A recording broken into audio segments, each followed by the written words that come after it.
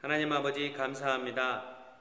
오늘도 이렇게 새벽 미명에 정한 시간에 저희들 깨워주시고 하나님 앞에 나와 예배하고 찬양하고 하나님 말씀 청정할 수 있도록 도와주셔서 감사합니다.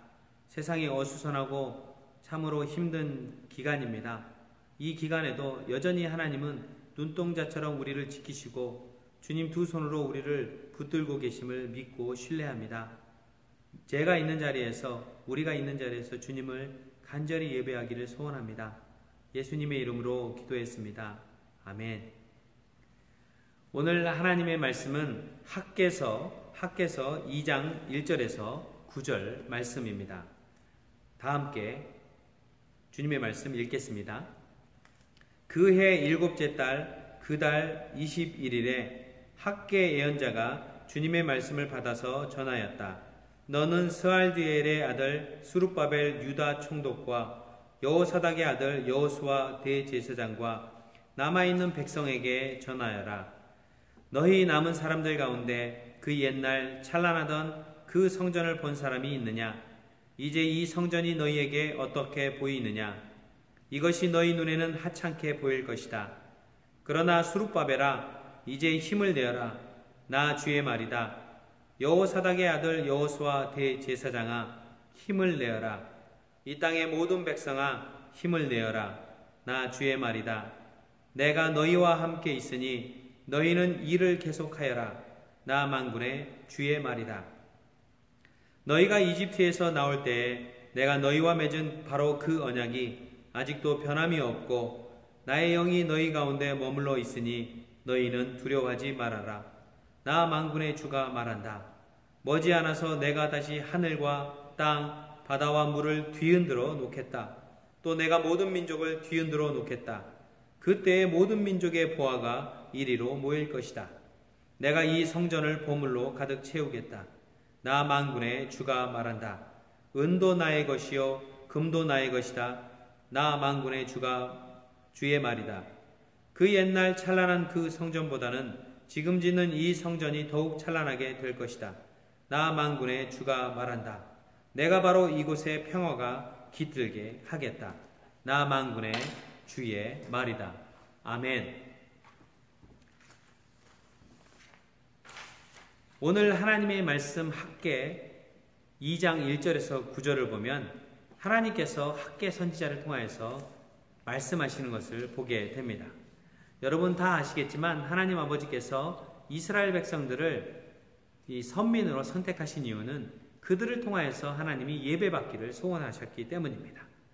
그들을 400년 동안 종노릇하던 이 이집트 땅에서 탈출시키시고 광야에서 40년이 지나고 약속의 땅에 데리고 오셔서 그 땅에서 그 터를 잡고 하나님을 예배하는 백성으로 세워주셨습니다. 솔로몬은 엄청난 돈과 인원, 시간을 들여서 하나님을 예배하기 위해 성전까지 지었습니다. 그러나 그 성전을, 그 멋진 성전을, 휘황찬란한 성전을 갖고 있으면서도 하나님을 온전히 예배하지 않는 백성들이 되었습니다. 오히려 하나님의 성전에 우상을 갖다 놓고 그곳에서 우상을 섬기기 시작합니다. 이런 이스라엘 백성들을 가증히 여기셨지만 여전히 사랑하시고 회개하고 돌아오기를 기다리던 하나님은 이 이스라엘 백성들이 회개하고 돌아올 수 있는 여러 방법들을 사용하셨지만 결코 돌아오지 않자 최고의 방법을 사용하셔서 이스라엘 백성들을 돌아오게 합니다. 그것은 바로 이 주변에 있는 강대국을 사용하셔서 그들의 파워, 힘을 사용해 이스라엘 민족들을 바벨론의 포로로 잡아가 버리는 것이었습니다. 바벨론 포로로 잡아가서 이들을 고통받게 하는 것이 하나님의 목적이 아니었습니다. 그곳에서 오히려 타국에서 살면서 예전에 자유롭게 아름답고 크던 좋은 곳에서 하나님을 예배하고 찬양하던 것이 얼마나 귀하고 소중한 것이었는지 간절하게 깨닫고 또 예배를 사모하게 만들려는 하나님의 놀라운 전략이었던 것입니다. 그렇게 70년의 포로 생활을 마치고 고국 땅 이스라엘 예루살렘으로 돌아가면 마음껏 하나님을 예배하리라 마음먹고 있었을 것입니다. 그런데요, 이 이스라엘 백성들이 포로로 70년 생활하다가 자신들의 고향으로 돌아오니까 어떤 일이 일어났냐면 당장 먹고 살 어려움과 환경적인 방해 때문에 그냥 나중에 좀 자리 잡히면 어느 정도 상황이 안정되면 아니면 옛날에 있었던 그 솔로몬의 그 웅장한 성전 정도 준비가 되면 그때 가서야 예배해야지 라고 생각하기 시작합니다. 하나님을 향한 예배를 최우선순위에 두지 않고 오히려 미룹니다. 예배에 소홀해지기 시작한 것입니다. 그렇게 바벨론 포로에서 고향으로 돌아온 지 16년이나 되는 시간이 훌쩍 그렇게 지나가 버립니다.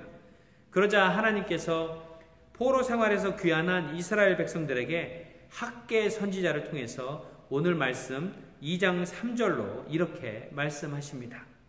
너희 남은 사람들 가운데 그 옛날 찬란하던 그 성전을 본 사람이 있느냐? 이제 이 성전이 너희에게 어떻게 보이느냐? 이것이 너희 눈에는 하찮게 보일 것이다.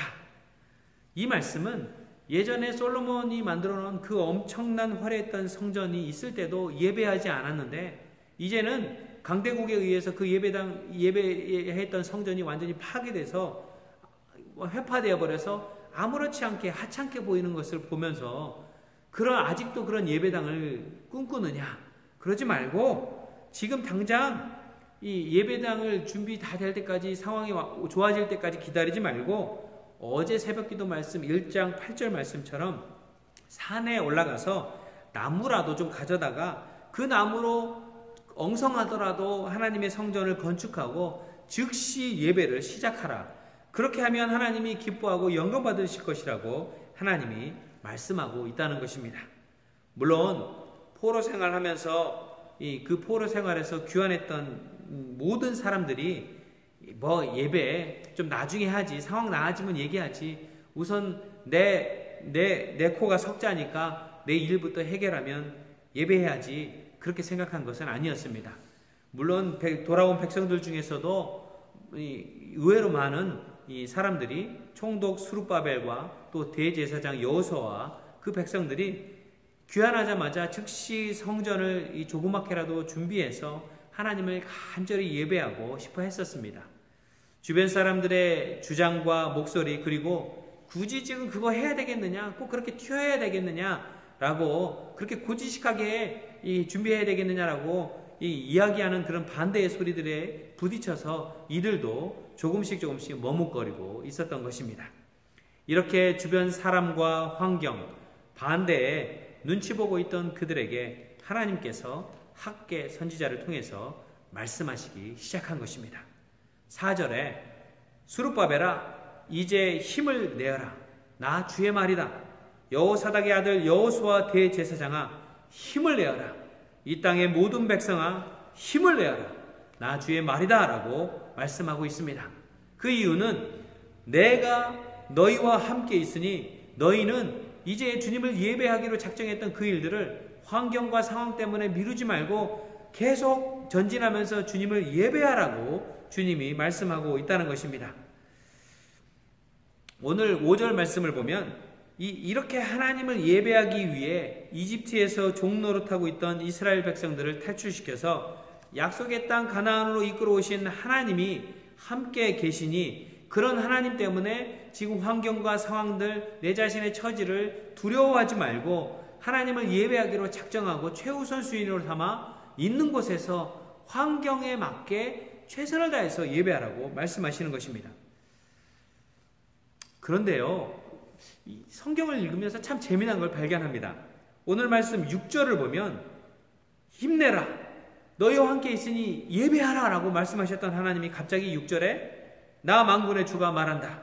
머지않아서 내가 다시 하늘과 땅, 바다와 묻을 뒤흔들어 놓겠다.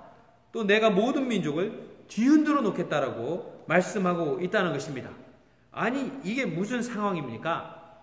하늘과 땅과 바다와 묻을 뒤흔들어 놓으면 우리가 어떻게 예배를 할 수 있다는 말입니까? 이 말씀을 보니까 마치 코로나 바이러스로 이 바이러스 별거 아닌 것 같고 눈에 보이지도 않아서 아무것도 아닌 것 같지만 이 바이러스 때문에 중국, 한국, 프랑스, 이탈리아 또 미국까지 난리가 났습니다. 이제 공공장소에서 10명 이상 모이는 사람들도 다 모이지 말라고 얘기합니다. 교회들도 다 예배를 온라인으로 드리기 시작하고 있습니다. 지금 저희 교회들도 목장조차도 모이지 않고 목장도 이 온라인으로 함께 드리는 상황까지 된 겁니다. 마치 이런 상황과도 비슷하게 된 것입니다. 그런데 하나님께서 이렇게 지축이 흔들리고 세상이 혼란한 상황 속에서도 주님을 예배하기를 소원하고 있고 명령하고 있다는 것입니다. 오늘 구절을 마지막 구절을 보면은 그 옛날 찬란한 그 성전보다는 지금 짓는 이 성전이 더욱 찬란하게 될 것이다 라고 말씀하고 있습니다. 여러분, 불과 2주 전까지만 해도 저희가 언제든지 마음만 먹으면 이 윌링에 있는 저희 교회에 참 좋은 예배당에 와서 예배드리고 찬양하고, 또 목장 모임도 언제든지 목장에 모여서 깔깔깔깔거리고 서로 기도하고 예배하고 또 교제했던 그런 적이 있습니다. 그때는 그런 시간들이 그냥 일상이었습니다. 그냥 언제든지 우리가 누릴 수 있는 일상이었습니다. 그런데 이 코로나 바이러스 하나로 인하여 온 세계가 들썩들썩하면서 이제는 우리가 누렸던 그 예배하는 시간, 찬양했던 시간, 우리가 함께 모였던 시간이 더 이상 일상이 아닌 정말 간절하게 소망하고 또 갖고 싶었던 그런 시간이 된다는 것입니다. 그렇게 찬란했던 우리 예배당, 그렇게 귀하고 좋았던 일상이었던 목장 모임, 기도 모임, 그 모임 때도 그 모임이 그냥 일상이어서 하나님께 감사하지 못했던 것들을 기억하시기 바랍니다. 그런데 하나님께서 뭐라고 하시냐면 9절 말씀대로 옛날 찬란한 그 성전보다는 지금 짓는 이 성전이 더욱 찬란하게 될 것이라고 말씀하십니다. 그럼 지금 짓는 성전이 여러분과 저 우리 모두에게 무엇일까요? 그것은 바로 지금 교회에 와서 예배하지 못하고 또 목장 모임도 못하지만 집에 있는 동안, 내가 홀로 있는 동안 그곳에서도 이 산에 가서 나무를 해와서 그 나무로 엉성하기지만 예배당을 지어서라도 예배하라고 말씀하셨던 주님의 말씀처럼 우리가 있는 처지의 환경에 맞게 우리가 모든 우선순위를 하나님께 두고 예배하기를 힘쓰라고 말씀하십니다. 그렇게 예배하기 시작할 때 찬란한 성전에서, 큰 성전에서 예배드리는 것보다 더욱더 찬란한 예배가 될 것이라고 하나님이 말씀하고 있다는 것입니다. 내가 바로 이곳에 평화가 깃들게 하겠다라고 말씀하십니다. 온 세상이 코로나 바이러스로 뒤흔들리고 땅과 하늘이 뒤집어지는 것 같은 지축이 흔들리는 그런 어려움 속에서도 내가 다른 거 바라지 않고 지금 있는 자리에서 아무리 짧은 시간이라도 간절히 주님을 찬양하고 예배하기 시작할 때 하나님이 하늘로부터 오는 평화를 우리에게 주실 것이며 이 위기 상황도 지나가게 만들어 주시며 온전한 하나님의 평화로 우리의 삶을 채워주시겠다라고 말씀하고 있는 것입니다. 여러분, 힘들 것입니다. 또 고통스러울 것입니다.